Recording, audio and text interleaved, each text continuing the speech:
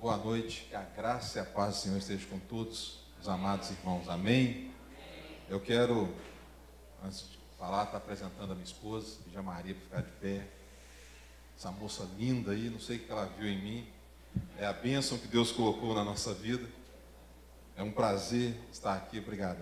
É um prazer estar aqui, trazendo a palavra nesses 88 anos. Que coisa maravilhosa, que coisa gostosa. E saber que a nossa igreja, ela faz parte dessa história também. O Adirlene está falando a respeito da história. E infelizmente nós perdemos uma parte da nossa história, né? Quando eu cheguei lá já tinha acontecido esse problema de ter inundado um quartinho lá onde estavam todos os arquivos da igreja. E nós perdemos. Mas ouvindo a irmã Dirlene falando aqui, eu comecei a ver um pouquinho da nossa história junto.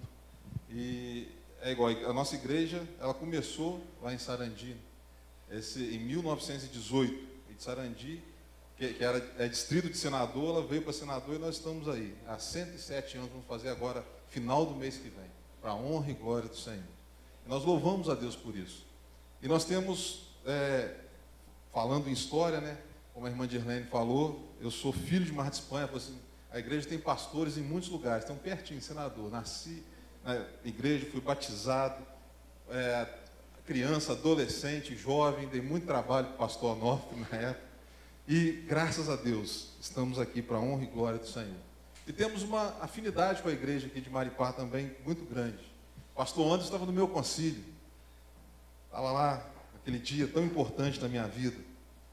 O dia que ele tomou posse aqui também, eu tive o privilégio de estar aqui junto com ele. Então, é uma história. Tem alguns irmãos lá na igreja que vieram daqui, pelo menos 5 que eu sei, vieram aqui, foram de Maripá para lá. Como tem gente lá, né, pastor Douglas? A gente teve o privilégio de batizar o pastor Douglas e está aqui agora. Então, assim, andamos juntos, somos um povo, somos família. E eu louvo a Deus por isso, amém? Querido, eu quero, nesse momento, estar meditando na palavra de Deus. Eu quero te convidar a abrir sua Bíblia no Evangelho segundo escreveu Lucas, capítulo 24, do verso 13 ao verso 36.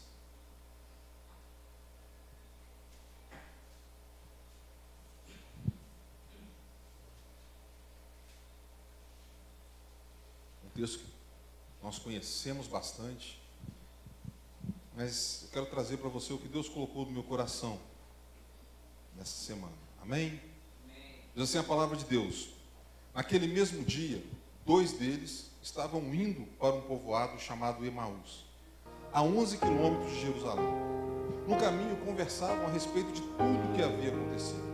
Enquanto conversavam e discutiam, o próprio Jesus se aproximou e começou a caminhar com eles. Mas os olhos deles foram impedidos de reconhecê-lo. Eles perguntou sobre o que vocês estão discutindo enquanto caminham. E eles pararam com os rostos entristecidos. Um deles, chamado Cleopas, perguntou-lhe: você é o único visitante em Jerusalém que não sabe das coisas que ali aconteceram nesses dias? Que coisas? Perguntou ele. O que aconteceu com Jesus de Nazaré? Responderam eles. Ele era um profeta poderoso em palavras e em obras diante de Deus e de todo o povo. Os chefes dos sacerdotes e as nossas autoridades o entregaram para ser condenado à morte e o crucificaram. E nós esperávamos que era ele que ia trazer a redenção a Israel. E hoje é o 3º dia desde que tudo isso aconteceu. Algumas das mulheres entre nós nos deram um susto hoje. Foram de manhã bem cedo ao sepulcro e não acharam o corpo dele. Voltaram e nos contaram que tinham tido uma visão de anjos que disseram que ele está vivo. Alguns dos nossos companheiros foram ao sepulcro e encontraram tudo exatamente como as mulheres tinham dito, mas não viram. Ele lhes disse: como vocês custam a entender e como demoram a crer em tudo que os profetas falaram. Não devia o Cristo sofrer estas coisas para entrar na sua glória? E começando por Moisés e todos os profetas, explicou-lhes o que constava a respeito dele em todas as Escrituras. Ao se aproximarem do povoado para o qual estavam indo, Jesus fez como quem ia mais adiante. Mas eles insistiram muito com ele: fique conosco, pois a noite já vem, o dia já está quase findando. Então ele entrou para ficar com eles. Quando estava à mesa com eles, tomou o pão, deu graças, partiu e deu a eles. Então os olhos deles foram abertos e reconheceram, e ele desapareceu à vista deles. Perguntaram-se um ao outro: não estava ardendo os nossos corações dentro de nós, enquanto ele nos falava no caminho e nos expunha as Escrituras? Levantaram-se e voltaram imediatamente para Jerusalém. E ali encontraram os 11 que estavam com eles reunidos, que diziam: é verdade, o Senhor ressuscitou e apareceu a Simão. Então os dois contaram o que tinha acontecido no caminho e como Jesus fora reconhecido por eles quando partiu o pão.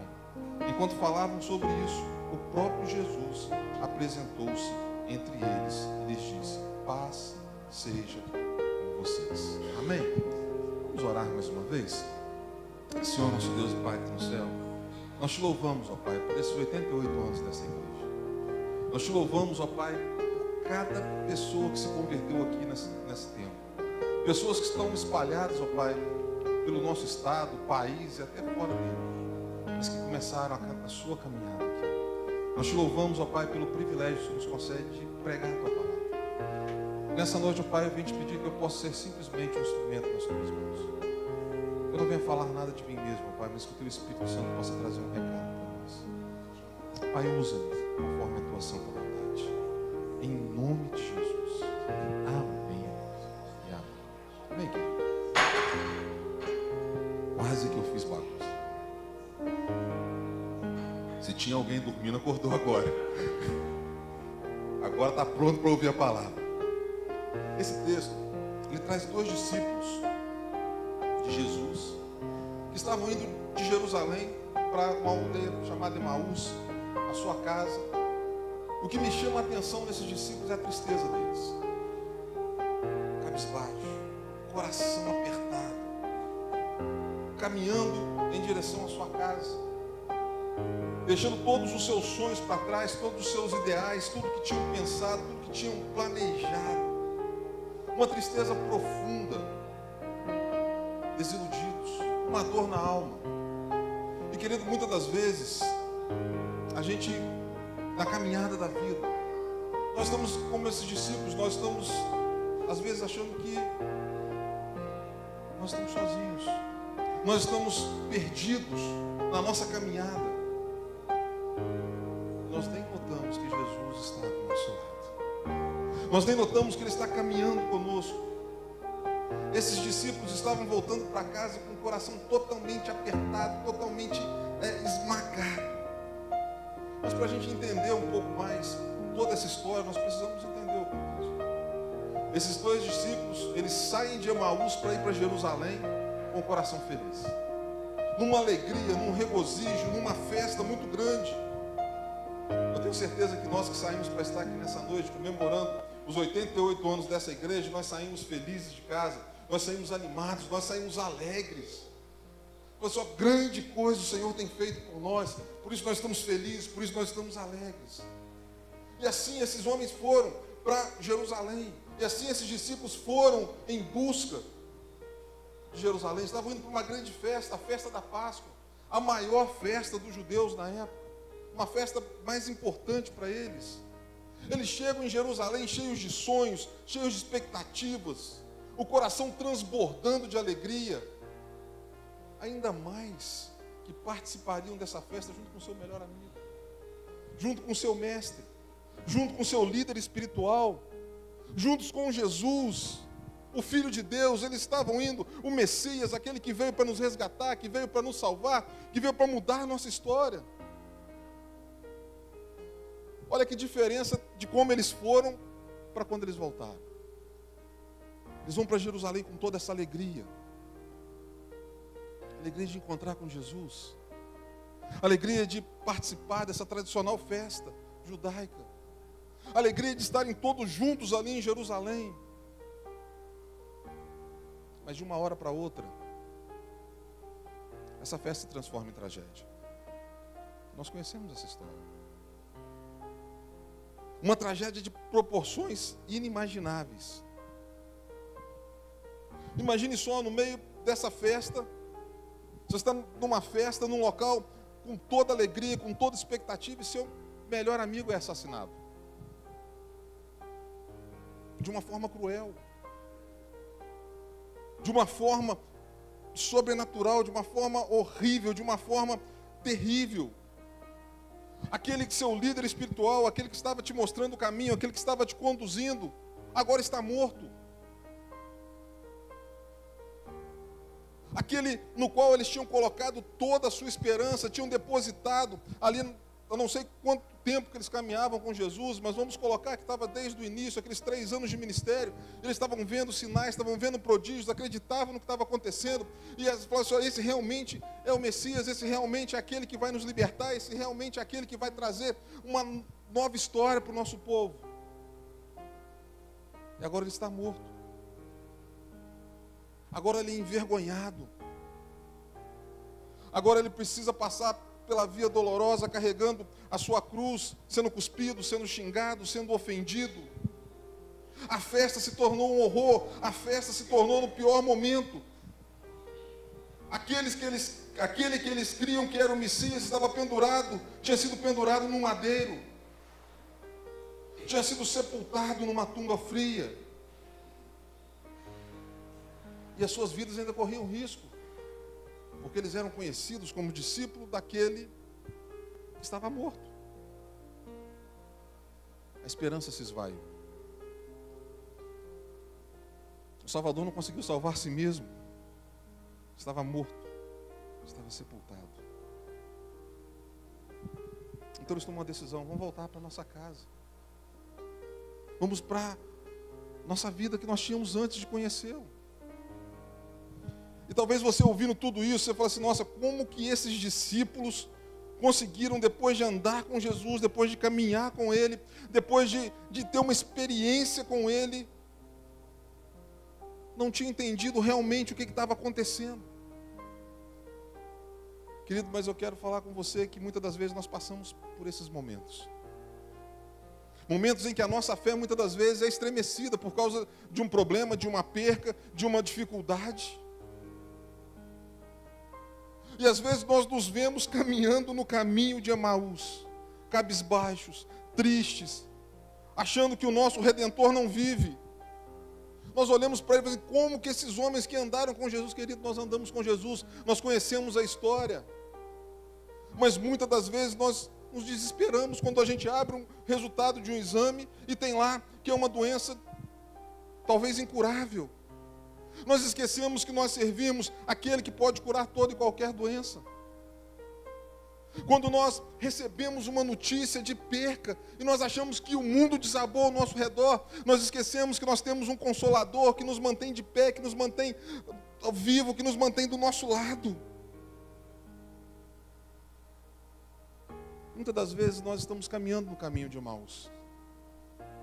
Muitas das vezes nós estamos voltando cabisbaixo. Talvez porque você está orando e pedindo algo a Deus uma semana, um mês, 1 ano, 2 anos, 10 anos, e você não vê a resposta. Tem um ditado popular, que eu detesto ele, que diz que Deus tarda, mas não falha. O meu Deus não tarda e nem falha. Ele age na hora certa, do jeito certo, da maneira certa. Esses homens achavam assim: falhou. O projeto foi frustrado. O projeto não deu certo.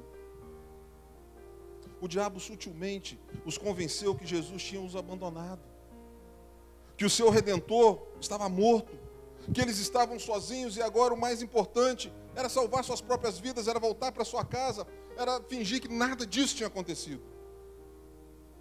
Aqueles homens endureceram seus corações. Ei, quantas vezes nós endurecemos os nossos corações? Quantas vezes aquele coração de pedra que Jesus o transformou em carne, nós estamos querendo pegar ele de volta e colocar ele dentro do peito? Quantas das vezes nós estamos duvidando do Evangelho? Quantas das vezes nós vivemos, mesmo que deixando as coisas acontecerem? Querido, nós precisamos entender, como aqueles homens precisaram entender, que o nosso Redentor vive. Amém? E que Ele está ao nosso lado, está caminhando dia a dia. Ele falou um negócio para a gente: olha, no mundo vocês vão ter aflições. Se alguém aqui não tiver aflição, levanta a mão que eu vou sentar com você para você me ensinar o caminho. Porque não tem jeito, a palavra de Deus diz que no mundo nós teríamos aflições, mas tem uma promessa que diz que Ele estaria conosco todos os dias da minha vida, no meio da bonança, no meio da aflição, no dia bom, no dia mau, no dia que as coisas estão indo de vento em popa, no dia que tudo está dando errado. Ele está comigo e Ele é o meu sustento, Ele é o que me mantém de pé. Aqueles discípulos voltam desesperados, coração duro. Sabe qual que é o resultado de um coração duro? A palavra de Deus diz que a boca fala o quê? Que está cheio o coração. Gente, eu queria imaginar o que aqueles homens estavam falando naquele momento. O que aqueles discípulos estavam falando. Só palavra de tristeza. Só derrota. É isso que a gente vê nessa passagem, é isso que a gente vê nessa viagem deles para a sua casa.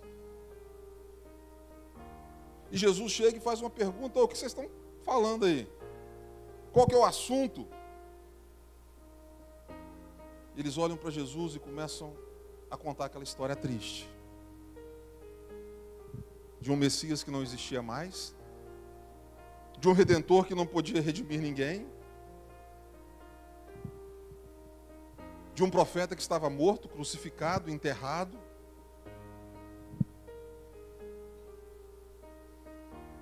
O que nós temos conversado no caminho da nossa vida? O meu caminho de Emaús é o caminho da minha vida que eu tenho traçado, que eu tenho olhado para ele, que eu tenho falado, o que tem saído da sua boca, meu irmão. A pergunta de Jesus para eles naquele dia é: o que vocês têm falado? O que vocês estão discutindo? Qual a ideia que vocês têm trocado? E o que saía da boca deles era murmuração, era reclamação, era lamúria, era tristeza. Está tudo acabado, Jesus morreu, era tudo mentira. Nós acreditamos num engano. Nós perdemos um tempo precioso da nossa vida numa farsa. Olha o que o texto diz, verso 19. Responderam eles: ele era um profeta poderoso em palavras e em obras diante de Deus, diante de todo o povo. E nós esperávamos que era ele que ia trazer a redenção a Israel. Tem duas palavrinhas aí que me chamam muita atenção. Primeiro, ele era. O nosso Deus é o grande eu sou, amém? Eles colocaram no passado: olha, ele era o nosso Redentor. Ele era um profeta poderoso. Era um profeta que tinha palavra, que tinha obras. Ele era. E a segunda palavra: nós esperávamos. A esperança acabou. A gente esperava que era ele que ia trazer redenção a Israel. Olha, ponto que chegou esses discípulos, que caminharam com Jesus, que viram os milagres, que viram os sinais, que ouviram os seus ensinamentos. Eles desacreditaram de tudo, em um único dia. Só sobrou murmuração, só sobrou lamúria, só sobrou reclamação. Esperávamos, não é mais, não esperamos mais. Aqueles discípulos estavam passando por um deserto existencial.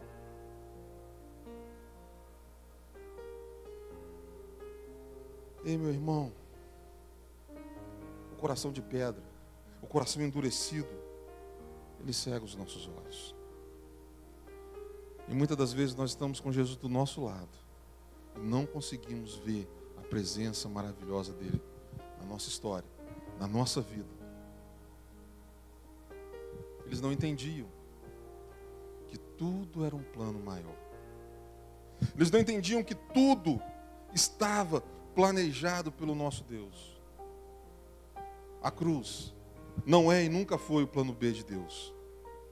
Antes de Deus olhar para o mundo e dizer haja luz, ele disse haja cruz. A cruz é o plano principal. É através da cruz que nós somos salvos. É através de Jesus, do seu sangue, do seu corpo que foi partido, que nós temos vida e vida abundante. Nós temos uma vida diante dele. Mas, querido, eu não sei como está a sua vida. Mas, às vezes, a nossa vida é uma vida de murmuração, de reclamação.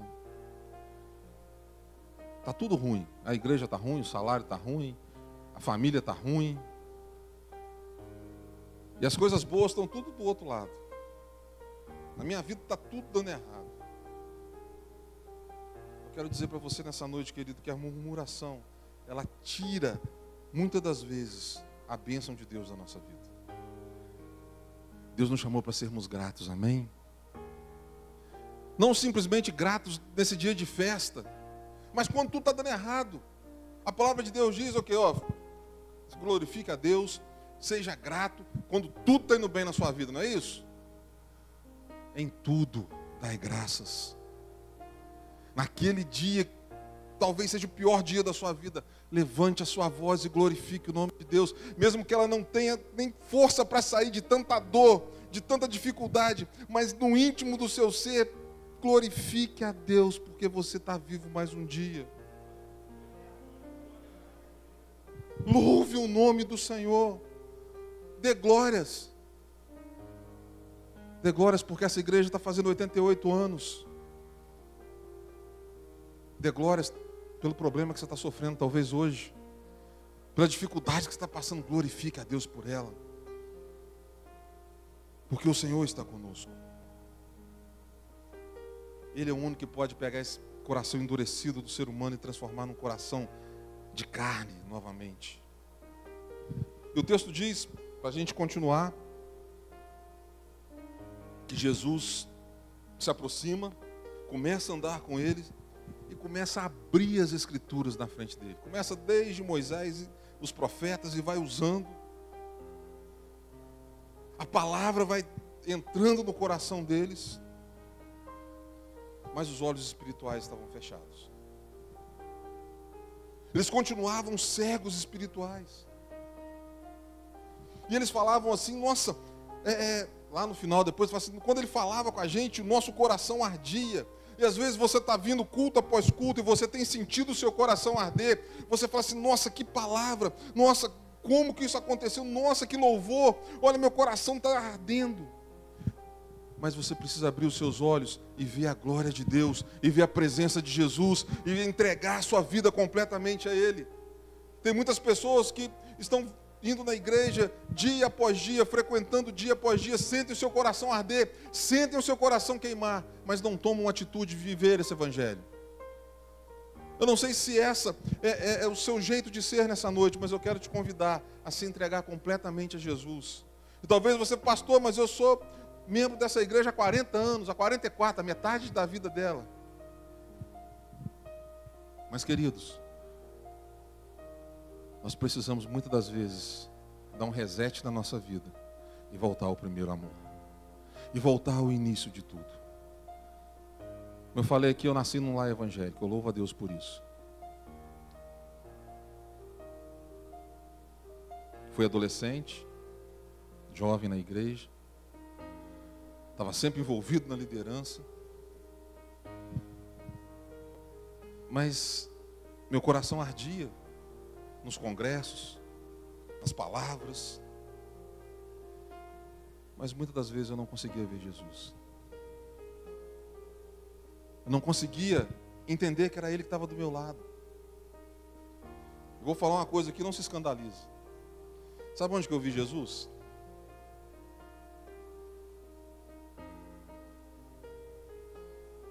No único carnaval que eu fui. Quando eu me revoltei com tudo. Quando eu achei que tudo que eu acreditava era loucura. E quando eu cheguei naquela praça, ali de Mar de Espanha, eu senti Deus falando comigo como Ele nunca falou na minha vida. Ele me mostrou aquelas pessoas que estavam ali. Ele só fez uma pergunta para mim naquela noite. É isso que você quer para a sua vida? É isso? É essa vida que você quer? Olha só ao seu redor. As pessoas seminuas, drogadas, embriagadas. E a única coisa que eu consegui ouvir era a voz de Deus falando no meu coração: é isso que você quer para a sua vida? E eu comecei a chorar ali, fui embora, peguei meu carro, fui embora para casa desesperado. E quando eu entro no meu quarto, a minha mãe estava ajoelhada nos pés da minha cama, orando por mim. Eu louvo a Deus por isso.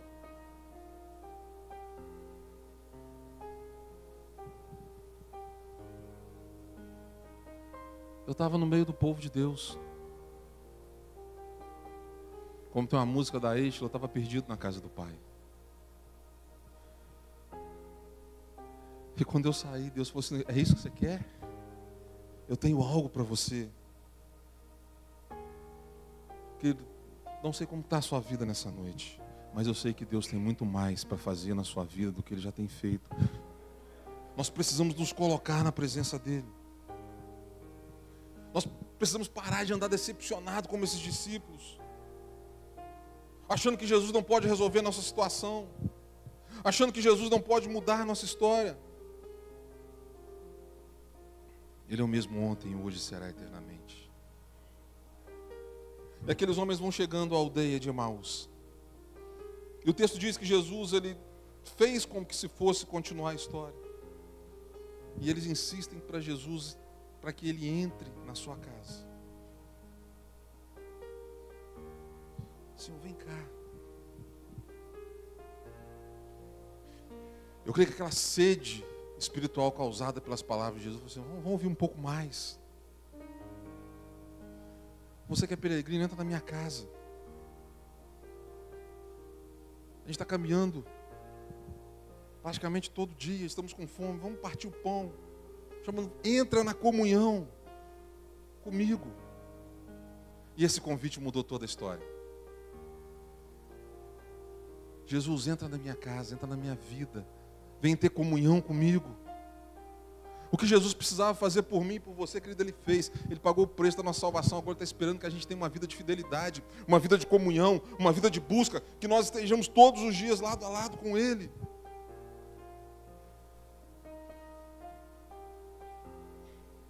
Jesus se aproximou daqueles discípulos ao longo da caminhada e mudou a história deles. Ele tem se aproximado de nós ao longo da caminhada da vida. É isso, eu estou de pé porque Jesus está do meu lado. E se não fosse a presença dele, querido, não sei nem o que seria da minha vida, não sei nem se eu estava vivo. É Ele que me resgatou, é Ele que me salvou, é Ele que muda a minha história todos os dias. Chegou um momento crítico para aqueles discípulos. Eles deixavam Jesus continuar o caminho, que eles nem sabiam que era Jesus ainda. Eles falavam: entra na minha casa, tem comunhão comigo, parte o pão comigo, vamos estar juntos. Ou você deixa Jesus continuar, ou você chama Ele para entrar na sua vida. O que é chamá-lo para entrar? É chamá-lo para ter comunhão. É chamá-lo não simplesmente para ser o seu amigo, mas para ser o dono da sua vida. Para ser o seu salvador. Para ser aquele que transforma a sua história. E Jesus entra. E por incrível que pareça, essa é a primeira refeição de Jesus ressurreto. Aqueles homens que estavam desistindo de tudo. É a primeira refeição de Jesus ressurreto. Ele vai partir o pão com eles. Se a gente fizer uma análise da nossa mente, qual foi a primeira refeição que você vê na Bíblia? Alguém lembra aí? Não foi uma refeição muito boa, né? Foi Eva comendo o fruto do pecado e dando para Adão. Jesus se aproxima daqueles discípulos. Sutilmente. Como a serpente se aproximou de Eva. Pastor, que comparação é essa? Calma, irmãos, não vamos chegar lá. Só que a serpente embaraça a palavra de Deus. E Jesus, ele desembaraça tudo que estava na mente deles. Ele vem para clarificar tudo. tudo que está acontecendo é sobre mim, tudo isso é sobre o seu Salvador, tudo isso é sobre a nova vida que é proposta para você. Isso é a consumação da primeira aliança e o início de uma nova aliança, uma aliança feita pelo sangue, pelo corpo de Jesus partido na cruz do Calvário, uma nova aliança onde o véu do tempo rasgou-se de alto a baixo, uma nova aliança onde eu tenho acesso direto a Deus, onde o sangue do meu Redentor verteu pelos meus pecados. Quando Eva come daquele fruto, há uma revelação. Opa, nós estamos nus. Há uma acusação, o peso do pecado sobrecai sobre a raça humana. Adão fala assim, eu me escondi porque eu fiquei com vergonha. Eu sou pecador, eu descobri isso. Há um rompimento da comunhão. Agora eles são expulsos da presença de Deus. Mas o que interessa para nós é Jesus com seus discípulos. E o que acontece quando os discípulos comem o pão vivo que desceu do céu, a saber, Jesus? Jesus entrega para eles o pão que significa o corpo de Jesus, quebrado por nós, para que o nosso corpo não precisasse ser quebrado. O resultado é comunhão. O resultado é que a revelação, a primeira revelação é que nós estamos nus. Agora a revelação é que Jesus está vivo, que o céu está aberto para nós. Eles são libertos do peso do pecado. Primeiro o peso do pecado é colocado sobre a raça humana, agora eles são libertos do peso do pecado. Antes eles são afastados da presença de Deus, dos tiras do jardim do Éden. Agora, através de Jesus, o homem tem livre acesso ao céu. Eles são religados a uma reconciliação com o Pai. Através do corpo e do sangue de Jesus que foi partido. Eu quero caminhar para o fim dessa palavra. Querido, isso que Deus tem feito na nossa vida é uma libertação do peso do pecado através de Jesus Cristo. É um religare, é uma religação do homem a Deus. Vivo caminho. E quando os seus olhos são abertos, eles entendem que Jesus não morreu. A cruz não o deteve. O sepulcro não o deteve. Aquilo que as mulheres falaram era verdade. Aquilo que ele pregou era verdade. Aquilo que ele abriu para a gente no caminho era verdade. Ele está vivo.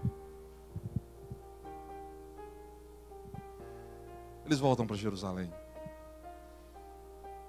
Voltar para Jerusalém aqui significa voltar para o centro da vontade de Deus. Significa voltar para a presença. Significam abandonar o caminho de Emaús, que é o caminho da sua mente, o caminho da sua vida, e seguir aquele caminho que Jesus projetou para você antes da fundação dos séculos. Amém, queridos?